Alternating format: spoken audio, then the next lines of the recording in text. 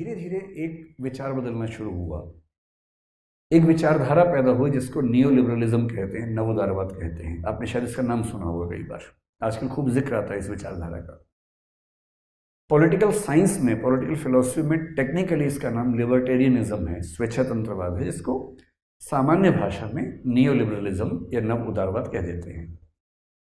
आपने Milton Friedman का नाम शायद सुना हो या रॉबर्ट नॉजिक का नाम सुना हो। ये सब इस विचारधारा के प्रमुख लोग हुए। इन्होंने कहा कि अब तक हम राज्य और व्यक्ति का संबंध जिस रूप में देख रहे थे, अब उसको देखने का नजरिया बदलने की जरूरत है। पहले हम क्या मानते थे? कुछ लोग मानते थे कि भगवान ने राज्य बनाया है, व्यक्ति के लिए बनाया है। जैसे भारत में कौटिल्य ने ऐसा माना, पश्चिम में हीगल ने माना, पश्चिम में कई लोगों ने माना, अरस्तु ने माना, प्लेटो ने माना, कई लोगों ने माना।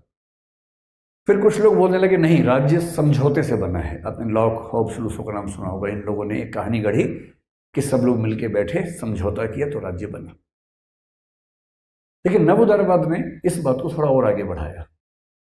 उसने कहा कि व्यक्ति को फॉर ग्रांटेड नहीं लेना है कि राज्य का, पुलिस का, स्टेट का, सरकार का जो मन करेगा कर लेंगे व्यक्ति के साथ। ये कोई ठीक बात नहीं है। व्यक्ति के अपने अधिकार है। और ये बात क्यों आ रही है? क्योंकि उस समय फ्री मार्केट इकोनॉमी आ चुकी थी, मुक्त बाजार अर्थव्यवस्था आ चुकी थी।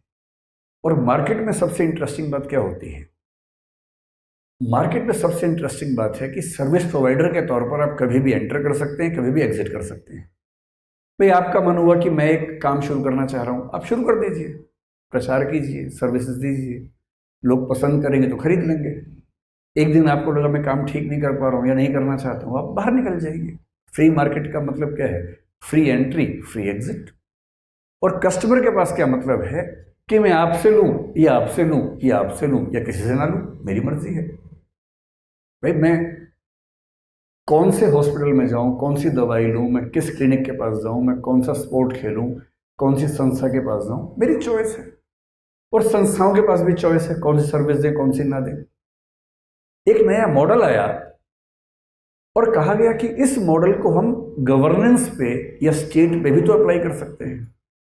और इसका मतलब क्या होगा? वर्ल्ड बैंक ने इसका जिक्र किया कि जो जो सेवाएं सरकार मुहैया कराती है, क्या जरूरी है कि सरकार ही मुहैया करवाए?